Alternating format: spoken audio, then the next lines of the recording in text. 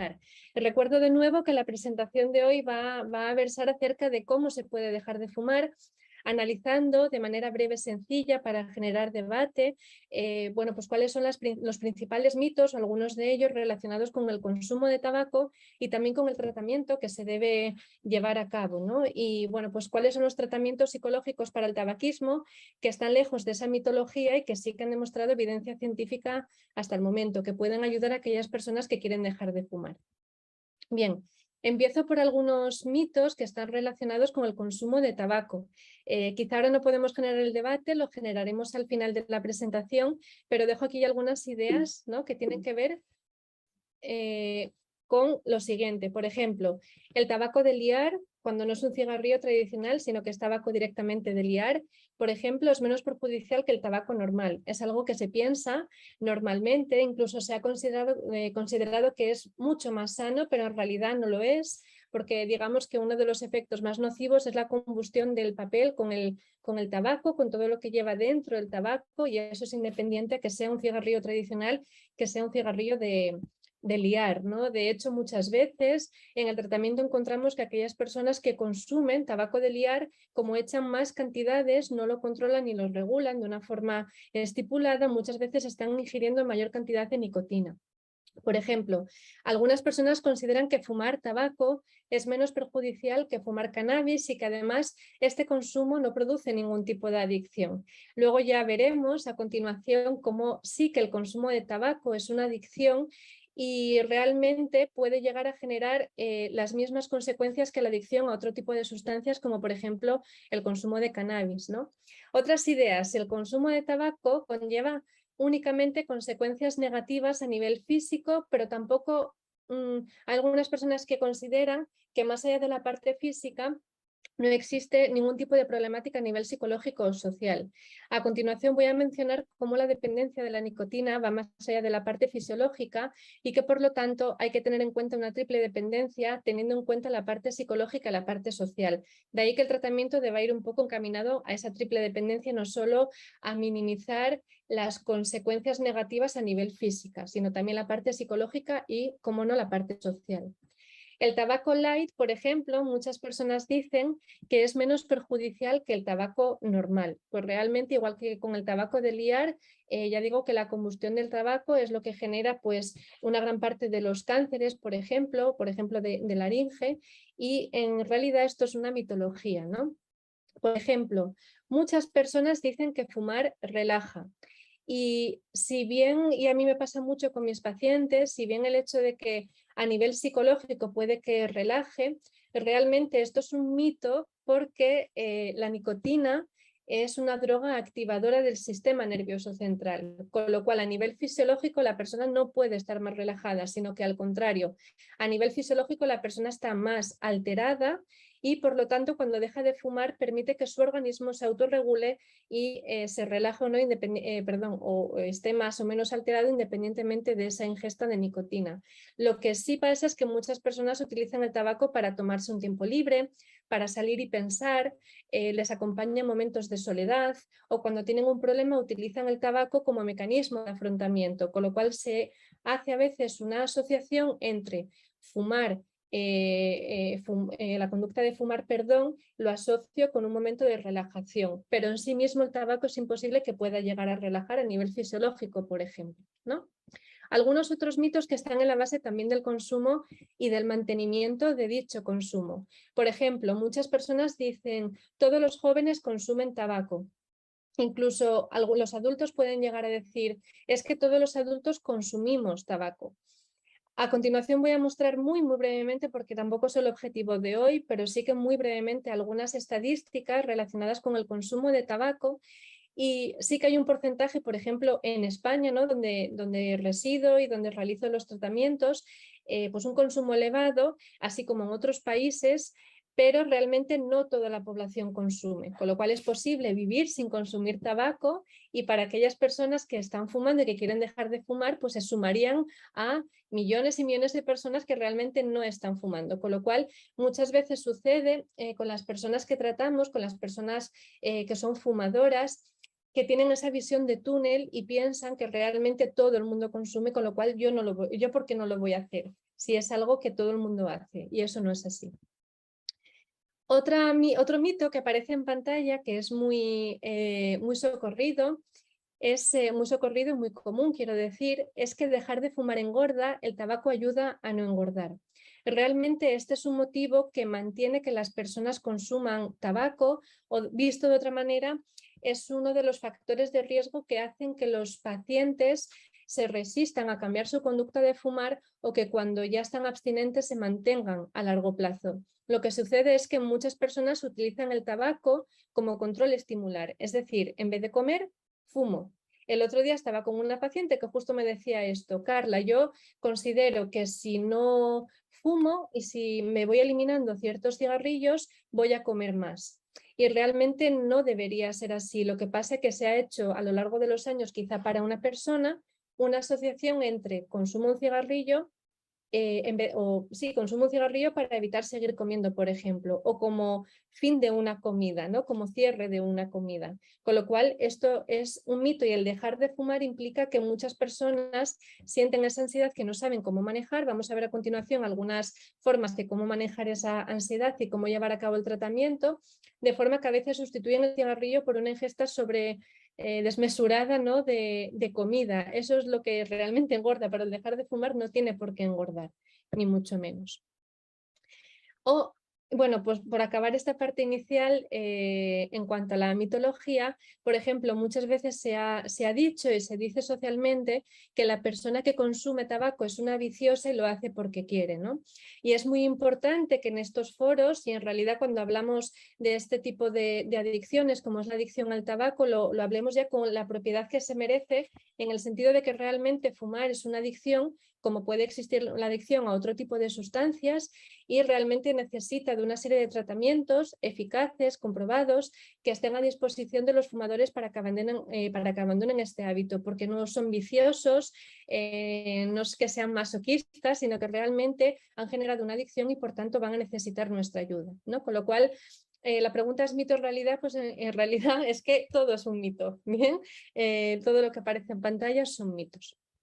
Bien, esto como uno de los ejemplos de cómo a lo largo de las últimas décadas hemos ido evolucionando, y hoy día sabemos que el consumo de tabaco genera múltiples consecuencias a múltiples niveles, de ahí que se desarrollen pues tratamientos para dejar de fumar, pero esto no ha sido siempre así. Realmente es algo ciertamente reciente, de los últimos 50-70 años, o hace 50-70 años, que todavía el fumar se veía como algo muy positivo y salían este tipo de noticias o de anuncios que realmente, bueno, como pueden estar viendo en la pantalla, incluso se decía que los médicos recomiendan una marca frente a otra, o fumar te va a hacer como más exitoso, o es un buen regalo de Navidad, ¿no? Realmente el tabaco ha estado tradicionalmente asociado a, bueno, pues a ser utilizado en ámbitos sociales, se minimizaban las consecuencias, incluso se veía como una conducta positiva.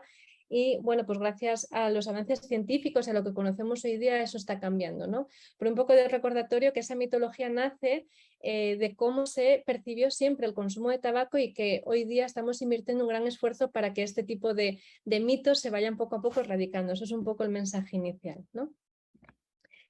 Bien, más allá de estos mitos iniciales, lo que sabemos hoy día explicado así de una forma quizá, bueno, pues sencilla, ¿no? Con el propósito, como digo, de luego generar un debate para las personas que así lo consideren.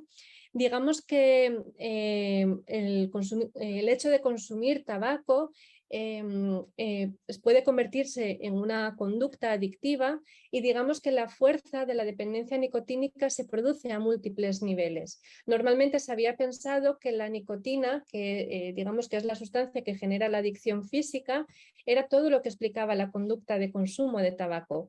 Y normalmente, aunque se tenga una cierta sensibilidad ante este tema, lo que suelen decir las personas es que sí, el tabaco es una adicción, pero es una adicción física. Y de ahí que el tratamiento principal deba ser el farmacológico, de forma que así se eliminará la conducta de fumar. Lo que se ha visto es que realmente la parte física es muy importante, pero no podemos conceptualizar la dependencia nicotínica sin tener en cuenta la parte psicológica y la parte social, ¿no? De ahí que hablemos siempre y partamos del hecho de que se debe tener en cuenta la triple dependencia, por tanto, física, psicológica y social, donde, por ejemplo, factores sociales o psicológicos como el hecho de que sea una sustancia muy disponible, que haya una gran accesibilidad, por tanto, que sea en algunos contextos bien visto el consumo, o la capacidad tan elevada de refuerzo positivo a corto plazo que tiene el consumo de tabaco, el hecho de que repitamos constantemente, o que se repita, perdón, la conducta de fumar varias veces al día durante toda una semana, durante meses y durante años, el hecho de que el fumador pueda ir modulando la propia dosis de nicotina, el hecho de que la persona utilice el consumo de tabaco para enfrentarse a situaciones adversas, para solucionar un problema, o al contrario, que utilice el tabaco para potenciar estados emocionales positivos, por ejemplo, en un ambiente festivo, todo eso es lo que explica la conducta de fumar. Y por lo tanto ya partimos del hecho de que es un mito que que la dependencia nicotínica sea únicamente de la nicotina, es decir, de esa parte fisiológica, sino que la parte psicológica y social debe explicar también y explica esa conducta adictiva, ¿no? Y por lo tanto debe ser objeto de atención en nuestros tratamientos, más allá del propio tratamiento farmacológico, ¿no? Luego hablaré un poco más de esto en lo que nos dé tiempo. Bien, el consumo de tabaco en la actualidad, no me voy a detener demasiado en esta parte, pero sí que debemos tener en cuenta que no estamos hablando de una conducta baladí, sino que realmente la Organización Mundial de la Salud considera que es la principal causa de muerte prevenible, de morbimortalidad prevenible en todo el mundo, y estima que hoy día existen 1.300 millones de fumadores a lo largo de todo el planeta, y que esta cifra en el año 2025 va a alcanzar incluso 1.600 millones de fumadores, con lo cual es un campo en el que los sanitarios debemos intervenir porque realmente hacemos falta y hace falta frenar esta conducta, ¿no? Y paliar las consecuencias negativas que de ella se producen. Lo que viene a decir la Organización Mundial de la Salud, además, es que el 22% de la población consume tabaco aproximadamente, siendo este porcentaje mayor en hombres que en mujeres. Luego mostraré brevemente algunas gráficas relacionadas con este consumo en España, donde también ocurre y en realidad digamos que el consumo de tabaco normalmente es mayor en mujeres que en hombres. Por ir desmitificando, no obstante, lo que dicen las estadísticas o lo que las nuevas estadísticas también están apuntando es que sí, el consumo se da más en hombres que en mujeres, pero por ejemplo, en ciertos sectores, digamos en grupos de edad, por ejemplo de la adolescencia temprana, parece que el consumo de mujeres y de hombres se está igualando, al menos por ejemplo eso está ocurriendo en España. Incluso el consumo puede llegar a ser superior en las mujeres más jóvenes en comparación con los hombres más jóvenes, con lo cual eso de que siempre son los hombres los que más consumen tabaco tampoco es así. Normalmente es así, pero se puede estar dando un fenómeno hoy día en el cual las mujeres en ciertos grupos de edad están superando a los hombres, ¿no? Como son, como digo, las chicas más jóvenes. Bien, como decía, la principal causa prevenible de morbimortalidad, ya que más de 8 millones de personas fallecen a causa del consumo de tabaco, y ello sin contar no aquellas personas que desgraciadamente fallecen, sino también todas las consecuencias negativas que se estén produciendo en aquellas personas que puedan desarrollar ciertas enfermedades en su día a día y que por lo tanto pueden hacer que su calidad de vida se vea minimizada, ¿no? Uno de los mitos muy importantes relacionados con el consumo de tabaco es que la exposición al humo ajeno, el hecho de ser lo que al menos en España llamamos fumadores pasivos, ¿no? Tradicionalmente no conlleva ningún tipo de consecuencia negativa. Y realmente esto no es así. Por ejemplo, uno de los datos que aporta la Organización Mundial de la Salud es que 1,2 millones de muertes, dentro de estas 8 millones de muertes, ¿no? Debidas al consumo de tabaco, digamos que se refieren a personas que han estado expuestas repetidamente al humo ajeno, es decir, corresponde a fumadores pasivos, ¿no? Hay algunos estudios también que dicen, por ejemplo, hacen esta durante una hora, durante una hora, digamos, al humo ajeno que se producía al menos, por ejemplo, antes en España en sitios muy cerrados, como en bares, en discotecas, en un autobús, es decir, en sitios muy, muy cerrados donde hasta ahora, por ejemplo, en España se permitía fumar, ya desde hace algunos años ya no, desde el 2006. Esa exposición masiva al humo durante una hora equivale a haberse fumado 3 cigarrillos, es lo que estiman los profesionales sanitarios bueno, con lo cual el riesgo asociado a estar expuesto a este humo pues es muy elevado. Y vuelvo a decir y repetir, muy importante, que es un mito el hecho de que el estar expuesto al humo de otros no genera ningún tipo de daño. Bien. Es importante recalcar también que en los países de altos ingresos realmente existe un consumo de tabaco elevado, pero la Organización Mundial de la Salud estima que más del 80% de aquellas personas que viven en países, o digamos que más del 80% de los fumadores viven en países de ingresos medianos y bajos, con lo cual esto es algo que debemos tener muy en cuenta y bueno, pues está asociado digamos, a una vida más empobrecida, a una peor calidad de vida y por lo tanto aquí es donde debemos redoblar los esfuerzos sanitarios. Bien, aquí muy brevemente algunos datos relacionados con el consumo de tabaco. Por ejemplo, en España, en las encuestas del Plan Nacional sobre Drogas para adultos, vemos cómo digamos, en los últimos 12 meses el 44% de los hombres encuestados y el 34% de las mujeres dice que había consumido tabaco, ¿no? Con lo cual es una prevalencia muy elevada y realmente el consumo es mayor en hombres que en mujeres, pero bueno, teniendo también en cuenta las diferencias que mencioné previamente. Esta parte es muy interesante también, como es un mito que solo consumir tabaco a través de cigarrillos tradicionales o cigarrillos de liar produce adicción o produce algún tipo de adicción. Cada vez más, y ya en el Plan Nacional de Drogas, por ejemplo, que realiza las principales encuestas a nivel estadístico, ¿no? De consumo de todo tipo de sustancias en todo el país, incluye dentro de sus encuestas bueno, pues el consumo, por ejemplo, de cachimba, ¿no? Que lo mencionaré a continuación, pero que implica una nueva forma de ingerir nicotina o de fumar tabaco en general y que puede llevar a algún tipo de adicción también y consecuencias a nivel físico, psicológico y social, tanto más graves que el consumo de tabaco tradicional, ¿no? Con lo cual simplemente hay que demostrar que el consumo de tabaco no solo se produce a través de métodos tradicionales, sino también de métodos nuevos, ¿no? Paso a continuación para que se vea cómo, pues eso, como decía hasta ahora, el hecho de consumir tabaco se puede hacer a través de nuevos dispositivos como la cachimba. Y digamos, por definirlo de alguna manera, que la cachimba es como una especie de, digamos, de artilugio que se usa para fumar cualquier sustancia, principalmente tabaco, donde el humo pasa a través del agua y, bueno, pues es un artilugio que incluye un plato, un cuerpo, un recipiente de cristal, ¿vale?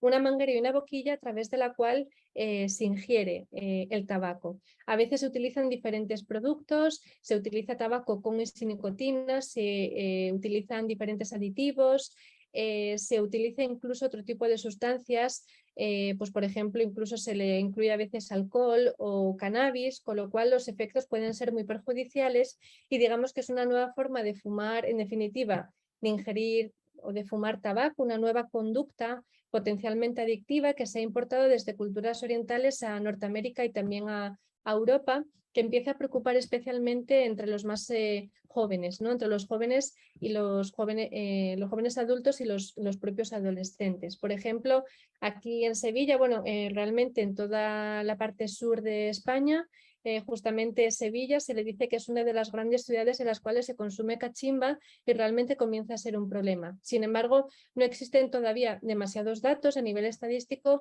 en los que se pueda ver reflejado cuál es la problemática asociada al uso de cachimba. Se están desarrollando nuevas investigaciones, pero todavía no se sabe a ciencia cierta cuáles son las consecuencias de este consumo, ¿sí? Otras nuevas formas de consumo que era parte de la presentación de hoy tiene que ver con el cigarrillo electrónico. No sé si denominarlo como algo nuevo, sí que tiene que ver con el consumo en los últimos 10, en los últimos 15, 20 años. Y, por ejemplo, en España ha tenido un boom pues hace 4 o 5 años donde el consumo era mayor y hoy día se ha ido rebajando, ¿no? Bien, por ponerle nombre, forma al cigarrillo electrónico, tal como podéis ver ahí, pues se les llama también dispositivos SEAN, ¿no? Que son sistemas electrónicos de administración de la nicotina, que implica una forma alternativa de consumir tabaco que puede incluir o no incluir nicotina, pero independientemente de ello, digamos que hoy día, esto es lo más importante, se está utilizando como una alternativa de reducción de daños frente al consumo de tabaco, ¿no? Me imagino que todos los asistentes lo han visto alguna vez, simulan los cigarrillos convencionales, obviamente, y lo que hacen es permitir que la persona vapee una solución líquida que contiene diferentes sustancias como glicerina vegetal, saborizantes, tabaco que puede, o digamos, productos relacionados con el tabaco que pueden contener o no nicotina, y como decía, todo ello se ha utilizado como una estrategia alternativa y de reducción de daños, por tanto, frente al consumo tradicional de cigarrillos.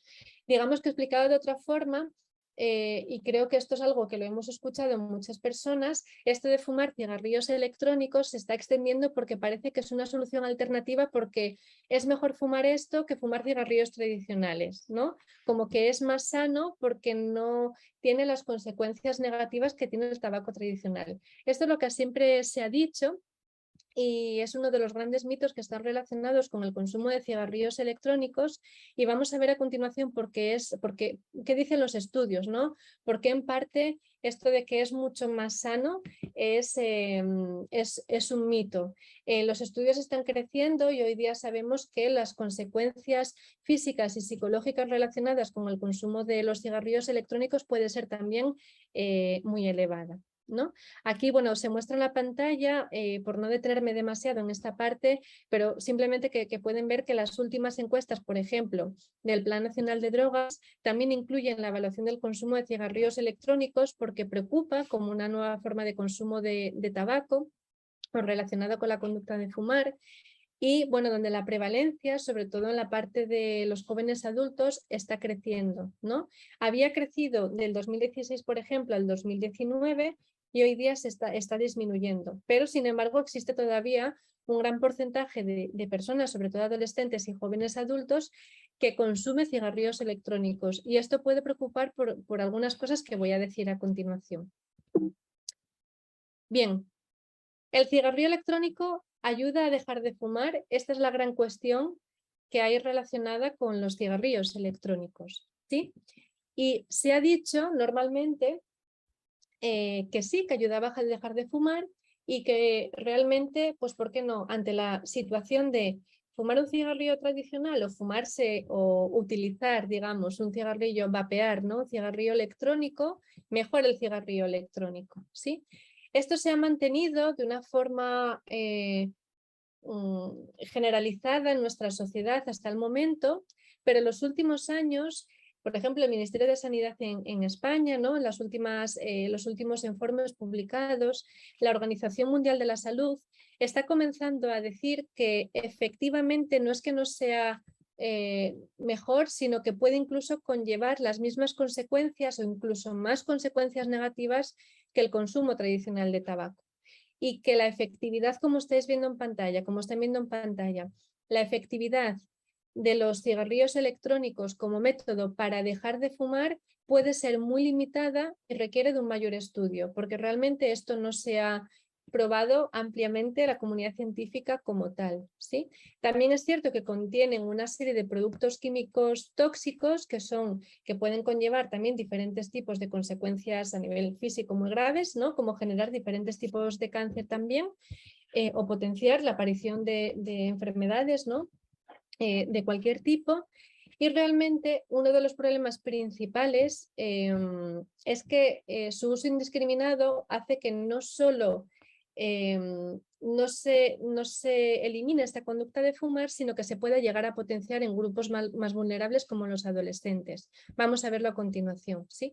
Yo lo que sí diría, más allá de este mensaje que lanza la Organización Mundial de la Salud y que lanzan algunos estudios, es que realmente lo que se sabe cuando se quiere dejar de fumar, que cuando se utilizan dispositivos que simulan, que simulan un cigarrillo, hace que la propia conducta se mantenga. Al principio decía que la dependencia nicotínica es física, psicológica y social. Toda la parte psicológica, de llevarse algo a la boca, de simular que la persona está fumando, etcétera, hace que la propia conducta se mantenga más en el tiempo. Y además, uno de los problemas fundamentales de los cigarrillos electrónicos es que, al menos hasta ahora, aunque también eso, por ejemplo, en España se está cortando, el cigarrillo electrónico se podía utilizar en cualquier sitio. Ya no tenía la limitación del cigarrillo tradicional, con lo cual la persona que quería dejar de fumar estaba extendiendo el uso del cigarrillo electrónico en más sitios de los que podría hacerlo con el cigarrillo tradicional.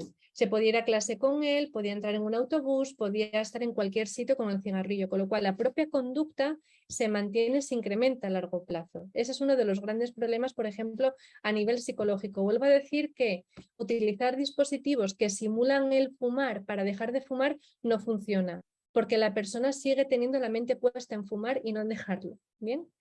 Bueno, con lo cual, en definitiva, lo que dice la Organización Mundial de la Salud es que tenemos un reto muy importante en el futuro porque requiere que la comunidad científica nos posicionemos claramente acerca de si esto funciona o no funciona. ¿Sí? Existen ya múltiples estudios, algunos de los cuales, al menos a mí me han parecido más relevantes, se los quiero mostrar a continuación, ¿no? Bien, por una parte, algunas investigaciones evidencian que sí, que el uso de los cigarrillos electrónicos, ya contengan nicotina o no contengan nicotina, son modestamente efectivos para dejar de fumar. Es decir, sí que hay una parte de la comunidad científica, por ejemplo, el grupo de Chris Bullen en Nueva Zelanda, ¿no? Dice que mejor utilizarlo que no utilizarlo y que, bueno, no es que no tengan una eficacia, o efectividad a nivel clínico, ¿no? Elevada, pero sí que son modestamente efectivos, ¿vale? Para ayudar a dejar de fumar, ¿sí? Hay una parte de la comunidad científica que piensa de esta manera. Por otra parte, también se opina y algunos estudios han demostrado que el uso de los cigarrillos electrónicos en adición, digamos, o su administración junto con tratamiento de carácter farmacológico pueden ayudar a algunas personas que tienen diferentes problemas de salud mental y que no forman parte de población general, sino que es población ya clínica, que tienen una serie de problemas psicológicos y o psiquiátricos y que a lo mejor utilizando junto con la terapia farmacológica, pues utilizando los cigarrillos electrónicos, realmente puede ayudar a algunas personas vulnerables a dejar de fumar, ¿sí? Pero de nuevo, lo que dice este estudio es que la eficacia es muy moderada y tampoco queda muy claro si esa eficacia procede de la administración de la terapia farmacológica o del uso de los cigarrillos electrónicos, ¿sí?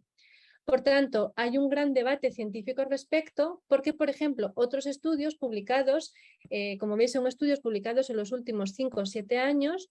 Realmente, por ejemplo, otro estudio muy importante, de un grupo de investigación muy importante, dice que al contrario, que el uso de los cigarrillos electrónicos se asocia con una probabilidad menor de dejar de fumar cuando se utilizan. Precisamente en parte por lo que yo decía antes, porque dejar de fumar simulando que la persona fuma realmente no funciona. Eso es lo que concluyen estos investigadores en la revisión sistemática y metaanálisis que llevaron a cabo. Con lo cual, hay un gran debate científico y grandes críticas, incluso muchos autores que se contestan unos a otros, lo cual es muy interesante ir leyendo lo que opinan un grupo de investigación y otro, cómo se van contestando a diferentes publicaciones científicas para rebatir lo que dice la otra parte, ¿no? Realmente son grupos muy potentes de investigación que tienen esa dualidad de opiniones y de ahí que, bueno, que sea un debate científico muy abierto. Sin embargo, claramente, ¿qué es lo que dicen otras investigaciones? Algunas de las que he encontrado que son quizá más relevantes, que también se han desarrollado en España, por ejemplo, este pertenece a algunos de los colegas, ¿no? Con los que yo me formé en la Universidad de Oviedo, llevaron a cabo un estudio en el que demostraron que aquellas personas que están utilizando cigarrillos electrónicos poseen un mayor descuento por demora, ¿no? Bueno, o lo que viene es lo que significa que tienen una mayor conducta impulsiva, que son mucho más impulsivos que aquellas personas que han dejado de fumar, ¿vale? Por ejemplo, otros autores dicen que los niveles de nicotina medidos en plasma y en saliva pueden llegar a ser similares a los niveles de nicotina de los fumadores, incluso mucho más altos que otros usuarios, que por ejemplo están utilizando tratamientos sustitutivos de la nicotina para dejar de fumar, ¿no? Con lo cual parece que incluso aquellas personas, por tanto, que utilizan cigarrillos electrónicos y que contienen nicotina, como su exposición muchas veces de la conducta de vapear es muy alargada en el tiempo, pueden incluso incrementar los niveles de nicotina en plasma y en saliva, con lo cual esas consecuencias a nivel físico al menos se pueden producir incluso en mayor proporción que las personas que consumen únicamente cigarrillos tradicionales, ¿sí? Otros estudios dicen, y esta es una parte muy importante, que aquellas personas, y así lo demuestran algunos estudios, no como este, por ejemplo, digamos una gran proporción de jóvenes adultos que no habían fumado previamente, que no son fumadores y que nunca lo habían hecho y que utilizan por primera vez y que se inician en esta conducta de vapear, ¿no? Digamos que utilizan el cigarrillo electrónico como una forma de, bueno, pues de socializar o de descubrir cosas nuevas o de realizar una conducta nueva en la adolescencia, como podía ser también el inicio del consumo de tabaco tradicional, incrementa potencialmente el riesgo del inicio del consumo de tabaco tradicional. Sobre todo hay una gran posición al respecto en Estados Unidos, donde se han llevado a cabo muchos estudios como este es un ejemplo de muchos, en el que se ha demostrado que los jóvenes que nunca habían fumado previamente y que se inician en el consumo de los cigarrillos electrónicos tienen una mayor, vuelvo a repetir, probabilidad de iniciarse en el tabaco tradicional y además estar utilizando ambos dispositivos a la vez, lo cual incrementa los riesgos asociados. Y otros estudios, uno de ellos, por ejemplo, también llevado a cabo aquí en España por el Grupo de Conductas Adictivas de la Universidad de Oviedo, han comprobado que los cigarrillos electrónicos pueden exceder la liberación de nicotina de los cigarrillos normales, ¿no? Y todo ello puede dificultar, como no puede ser de otra forma, el abandono del consumo de tabaco, ¿no? Con lo cual, estos datos son los que existen en el momento, hay un gran debate científico al respecto, muy interesante, pero realmente queda claro que el uso indiscriminado de los cigarrillos electrónicos para dejar de fumar como método eficaz para dejar de fumar es un mito, porque realmente hay una mayor proporción de estudios que están diciendo que realmente las consecuencias son muy negativas y que no es un buen método para dejar de fumar porque incluso puede aumentar esta conducta a largo plazo. ¿Sí? Bien, creo que brevemente, y si no el moderador me puede, me puede frenar, ¿no? Pero digamos que me gustaría al menos hacer una breve puesta en común de cuáles sí son los tratamientos psicológicos que han demostrado eficacia hasta el momento. El uso de cigarrillos electrónicos de forma indiscriminada, vuelvo a repetir que es una mitología, realmente no tiene esa eficacia comprobada para dejar de fumar, incluso puede aumentar los riesgos a largo plazo. Sí que existen otras formas de dejar de fumar que si bien no son plenamente perfectas porque no han logrado minimizar toda la tasa de recaídas y no han logrado que todas las personas que quieren dejar de fumar así lo hagan, pero realmente que han demostrado una cierta eficacia y que hoy día se consideran tratamientos psicológicos de primera elección. No me detengo en la parte de tratamientos farmacológicos porque realmente desde el punto de vista de la psicología al menos no se trata de tratamientos de primera elección. Normalmente lo que se ha visto hasta ahora es que sí, efectivamente en ciertos grupos de fumadores la aplicación del tratamiento farmacológico ayuda, sobre todo la terapia sustitutiva con nicotina, por ejemplo, entre otras formas de tratamiento farmacológico, pero normalmente lo que se ha visto es que la parte farmacológica, si es que ayuda al fumador, es cuando se une a la parte psicológica, ¿sí? Y hoy día lo que se sabe es que los tratamientos psicológicos son aquellos que debemos llamar de primera elección y que pueden tener múltiples formas, como pueden ver a continuación. Algunas de ellas tienen que ver con el desarrollo de la terapia individual, de terapias de carácter grupal, la aplicación del manejo de contingencias, de la entrevista motivacional, de incluso material de autoayuda para algunas personas que no pueden llevar a cabo un tratamiento de manera protocolizada, ¿no? con un seguimiento de un profesional sanitario. El consejo telefónico, incluso la aplicación de nuevas tecnologías, entre otros. Digamos que las principales técnicas que están viendo en la pantalla han sido las que se consideran de primera elección para el abordaje del tabaquismo y donde existe una gran literatura científica que avala que son los primeros tratamientos que debemos utilizar con nuestros pacientes, ¿sí? Muy brevemente también me gustaría explicar al menos en qué podría consistir, de una forma más práctica, en qué podría consistir el tratamiento psicológico para dejar de fumar, que es, digamos, estrella y que hoy día se aplica en España de esta forma, denominándose programas multicomponentes para dejar de fumar.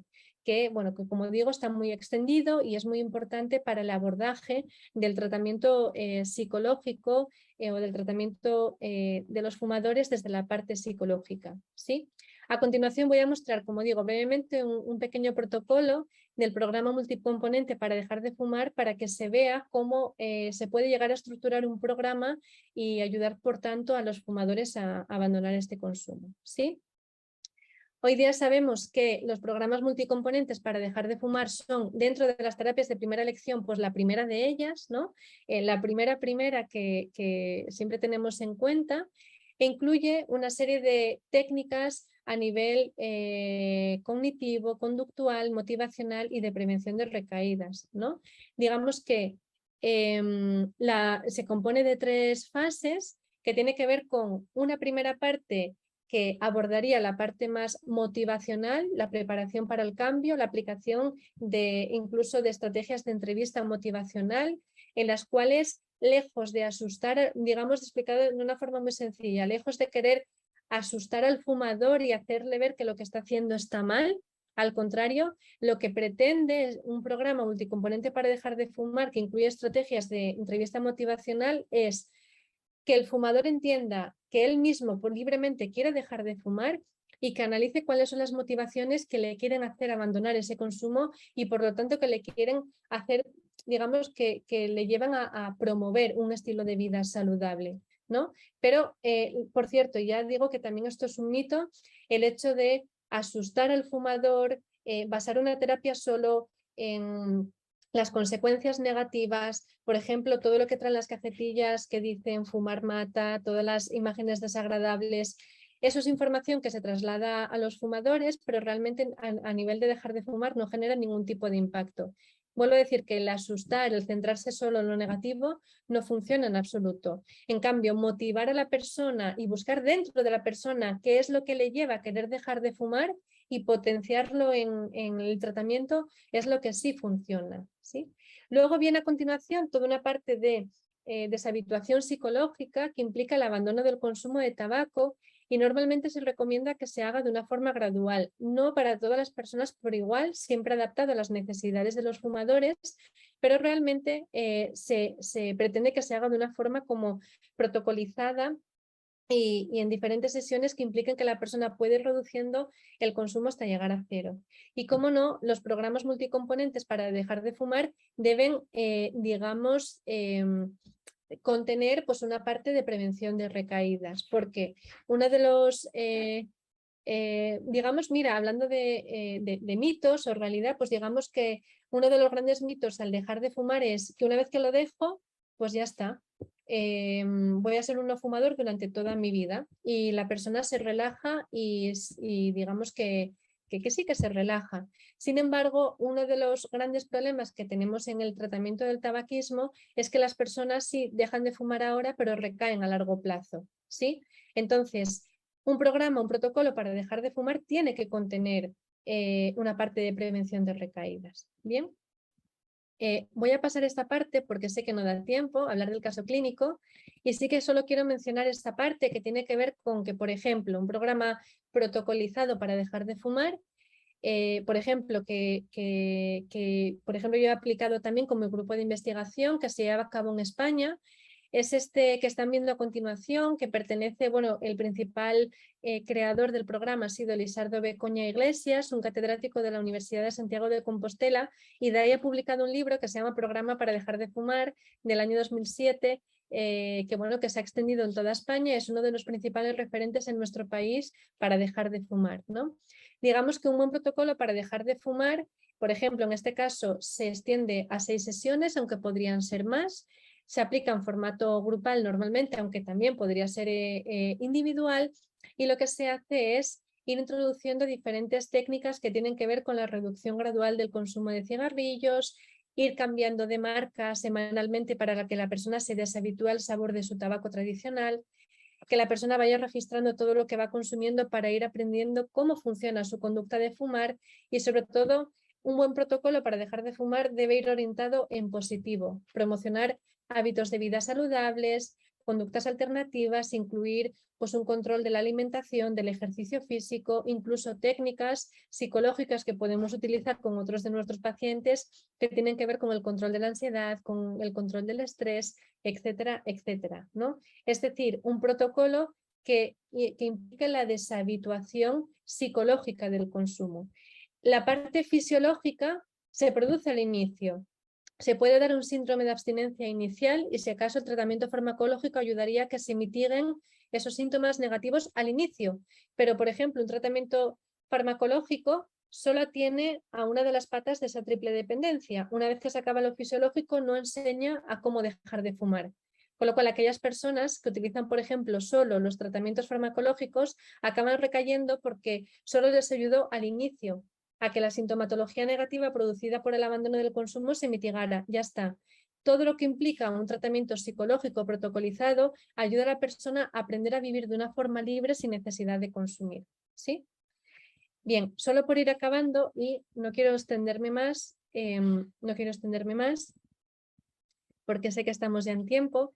Algunos de los protocolos que, por ejemplo, nosotros hemos aplicado desde el Grupo de Investigación de Conductas Adictivas de Oviedo, aquí ahora también en Sevilla, utilizamos diferentes estrategias que han demostrado ser eficaces. ¿Cómo podemos aumentar las tasas de abstinencia a corto y largo plazo de los fumadores, utilizando no solo la parte del protocolo que acabo de mencionar, sino introduciendo alternativas como el manejo de contingencias, ¿no? Y de hecho, en particular, ese ha sido el objeto de mi tesis doctoral. Solo como ejemplo, decir que lo que hicimos fue utilizar el protocolo que mencioné ahora mismo y le añadimos un grupo en el cual bueno, pues aplicábamos también el manejo de contingencias, que es una forma de reforzar alternativamente la conducta de dejar de fumar en comparación con el refuerzo positivo que producía la conducta de fumar. Es decir, damos premios, incentivamos la conducta de la persona que deja de fumar para que se vaya adhiriendo a corto plazo y luego a largo plazo al abandono del tabaco, ¿no? Monitorizábamos diferentes indicadores bioquímicos y entregábamos vales e incentivos canjeables por bienes y servicios, como están viendo en la pantalla, ¿vale? Para que la persona, sobre todo, promoviese un estilo de vida saludable, cultural, como entradas de cine, entradas a gimnasios, hacer un pequeño viaje, etcétera, etcétera. Siempre en positivo, ¿sí? Voy a pasar esta parte, perdón. Y otro protocolo que aplicamos, otro proyecto fue de realidad virtual, que esto es una estrategia que se está utilizando hoy día, ¿no? Como a los programas que sabemos que funcionan le podemos añadir una parte de realidad virtual y lo que hicimos fue exponer a varios fumadores durante 2-3 años. Estuvimos trabajando con un protocolo que implicaba utilizar unas gafas de realidad virtual con los fumadores al inicio de todas las sesiones para que ellos fueran analizando cómo se sentían en diferentes entornos que simulaban sus propios entornos naturales en los cuales fumaban. Por ejemplo, bueno, antes en España se podía, ¿no?, fumar en un pub, por ejemplo, o en ambientes de fiesta en definitiva, o por ejemplo, estar en casa en el desayuno después de las comidas, en general, por ejemplo, esperando el autobús, etcétera, etcétera. Se ponía a la persona las gafas de realidad virtual y se iba analizando el craving que se producía en el momento con la escala visual analógica que están viendo en la pantalla, ¿no? El craving es como ese deseo de consumo que nace cuando hay una parte estimular que lo provoca. Puede ser interno, un pensamiento, un sentimiento, o externo, el hecho de verse en un determinado ambiente, ¿no? Entonces nosotros exponíamos más bien a estímulos externos a la persona y le íbamos preguntando, ¿está incrementando tu deseo de consumo? Sí. Vamos a permanecer un tiempo hasta que baje ese deseo de consumo, para que la persona entienda que tiene la posibilidad de estar en una situación simulada, pero en una situación en la cual suele fumar, hasta que baje el deseo de consumo y que entienda que ese consumo, igual que sube, baja, es como una ola, ¿no? El craving se produce y digamos se incrementa ese deseo, pero la persona tiene la capacidad de estar en esa situación sin necesidad de consumir. Por lo tanto, exponíamos a la persona a esa situación hasta que su craving no era superior a 10-15 puntos, incluso cuando llegaba a 0. Bien, bueno, simplemente trasladar que se utilizan nuevas herramientas como la realidad virtual que han demostrado en numerosos estudios que se han ido publicando, por ejemplo, en este caso de mi grupo de investigación, se han ido publicando que demuestran que funciona, ¿no?, la realidad virtual para ayudar a los fumadores a dejar de fumar.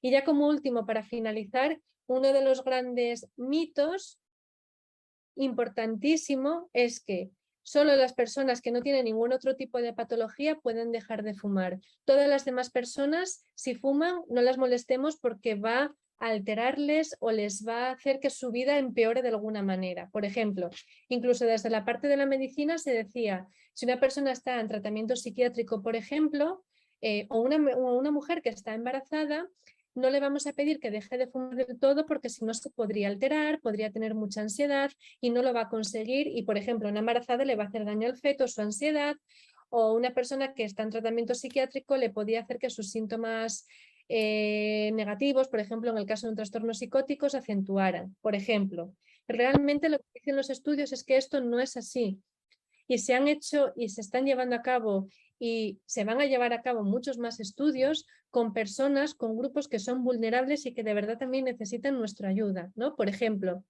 uno de los proyectos, y con esto finalizo, que tuvimos en Asturias fue llevar a cabo un protocolo para dejar de fumar con personas que tenían depresión, trastorno depresivo mayor, y realmente se vio que su sintomatología depresiva disminuía acorde a la disminución del consumo de tabaco.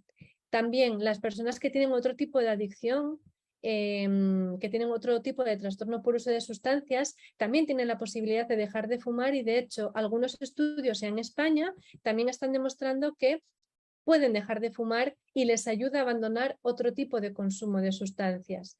Personas que tienen un trastorno mental grave o que tienen otro tipo de trastornos de, por ejemplo, de sintomatología ansioso-depresivo, realmente deben, no es que puedan, sino que deben dejar de fumar porque mejora su vida en general e incluso algunas personas que tienen complicaciones como físicas a nivel, pues, por ejemplo, obesidad o otras complicaciones médicas como diabetes, son personas que deben y que pueden dejar de fumar y que debemos ayudarles. Con lo cual, finalizo con esta parte de que es un mito esto de que solo algunas personas pueden dejar de fumar, pero otras no, porque dejémosles tal y como están para que no empeoren. Al contrario, los estudios demuestran que mejoran.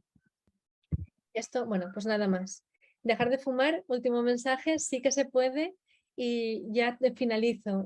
Muchísimas gracias por su paciencia, por su atención